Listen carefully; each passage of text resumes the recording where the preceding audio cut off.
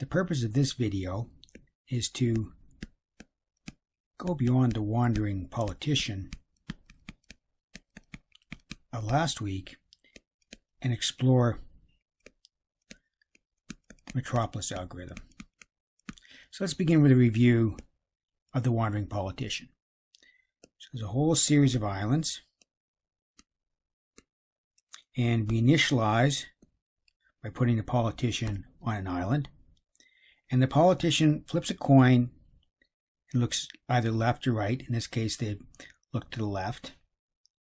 And then what they do is they calculate population of the proposed island divided by the population of the current island, and if the ratio is greater than 1, then they move, and if it's less than 1, then they move probabilistically, which means that the probability of moving is proportional to this ratio.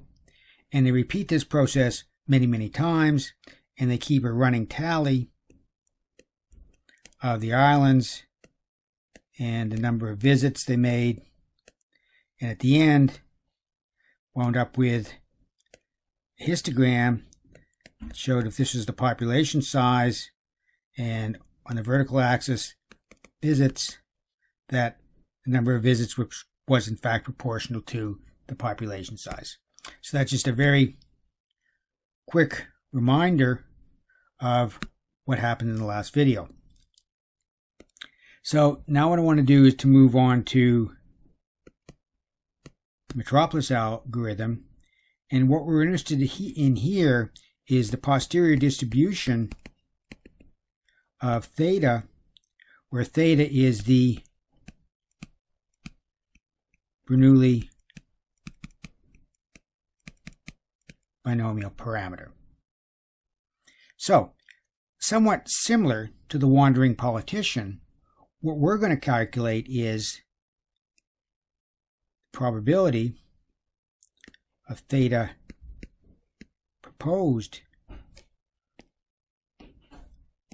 given the data as a ratio of the posterior probability of theta current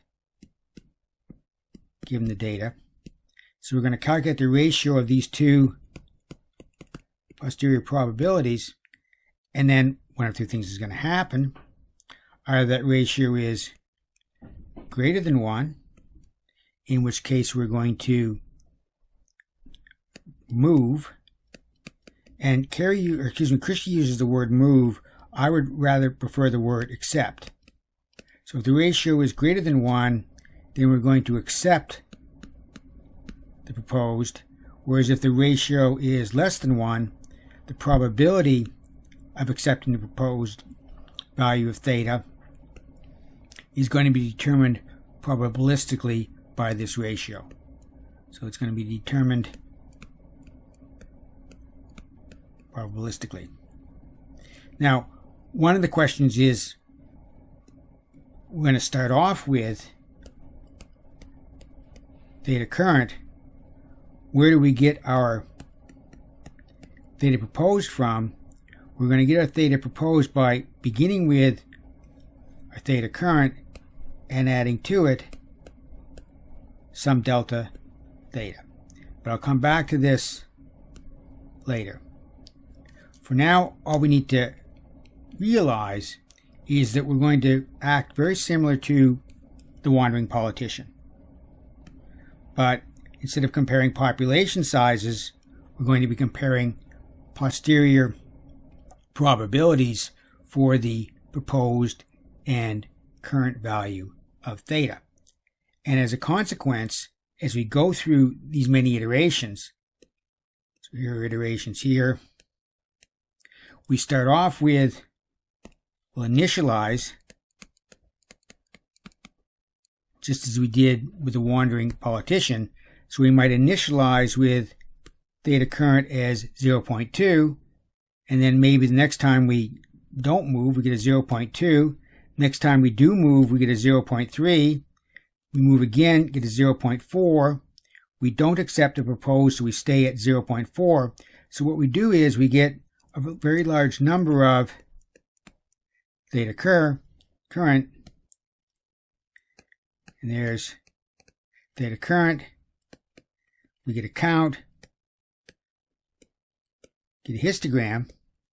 But if you take the values of count and divide by the sum of all those values of count, then what you get is a probability distribution. So that's the overall game plan. Now some mechanics behind this computations. So again, the whole problem is we're after the posterior distribution. And it's difficult to determine the probability of the data. Now, what we're going to do is go on a random walk based on this ratio. So let's think about what this ratio means. So we can have, if this is our Bayesian, we can think about the posterior distribution proposed as being like this. So essentially what I'm doing is I'm just taking theta and substituting theta proposed.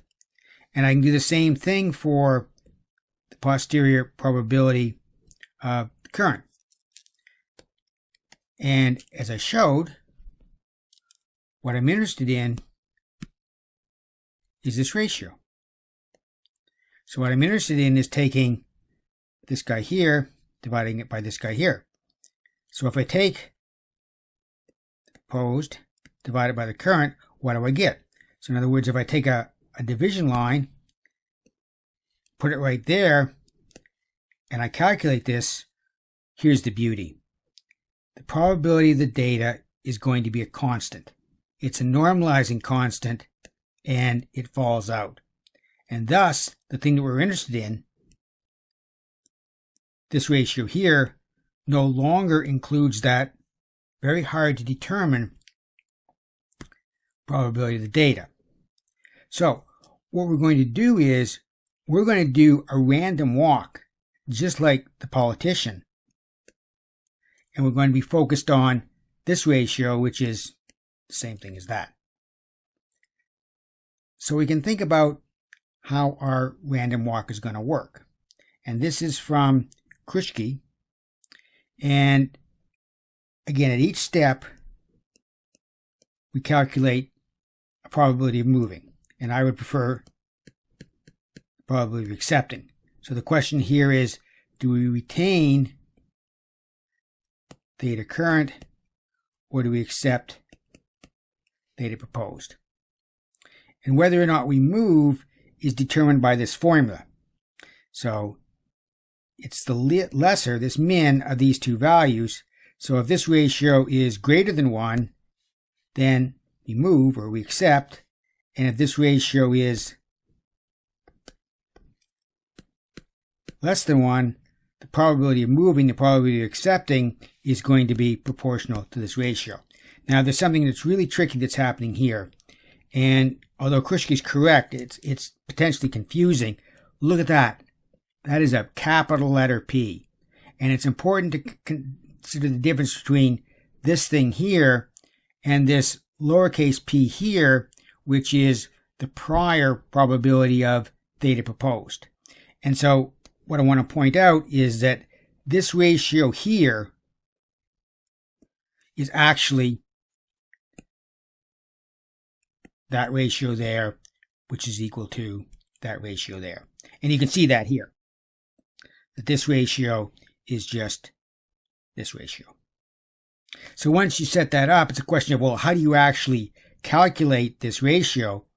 And what Krishke does in his example is that he uses conjugate pairs. Now, that might set up a red flag, because the whole idea of doing this Markov chain Monte Carlo is to avoid the use of conjugate pairs in complicated situations. I think what's happening here is that Krishke is using conjugate pairs just to demonstrate the idea. In reality, the people who write these algorithms are really clever people, and they wouldn't necessarily have to rely on conjugate pairs. Last thing I want to do is come down here and think about what I said before, was that theta proposed was equal to theta current plus some delta theta. Where did this come from? Came from a normal distribution with mean 0 and some standard deviation sigma. And now what I want to focus on is the effect of different values of sigma. So at some point it needs to be specified what sigma is, and now I want to look at the effect of different specifications of sigma. And so I want to begin here with this thing of beginning of chain. So what do we mean by chain? We're going to see that word many times, and basically it refers to the sequence of steps in our random walk. So in this particular case, and there's an alignment between the top and the bottom figure, I've chosen the value of sigma, standard deviation, this thing here, of 0.2, and here's the trajectory of our random walk. So there's our random walk, and very quickly it settles down. Here I've chosen a different standard deviation, a smaller standard deviation, 0.2, and because we're making only very small jumps, these values of delta theta are only very small because we've chosen a small value of sigma. We meander very slowly. In contrast, in this panel, a very large standard deviation,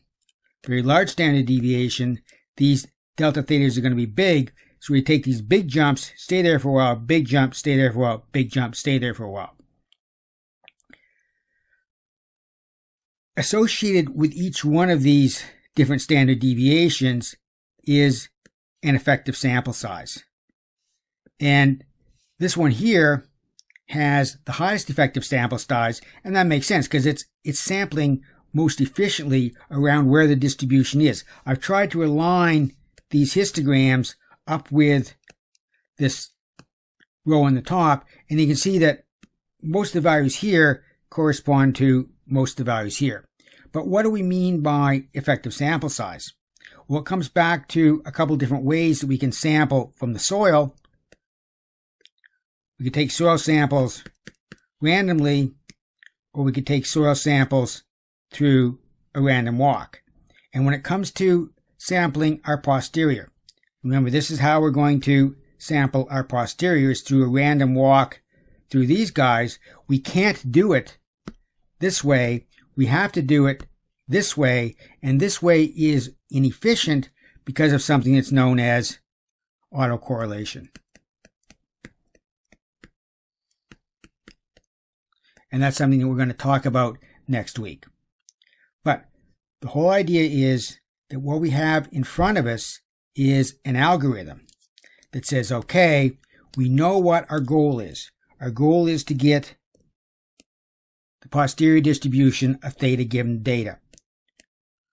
The real challenge is it's very difficult to determine the marginal probability of the data. What we can do, however, is we can calculate these guys.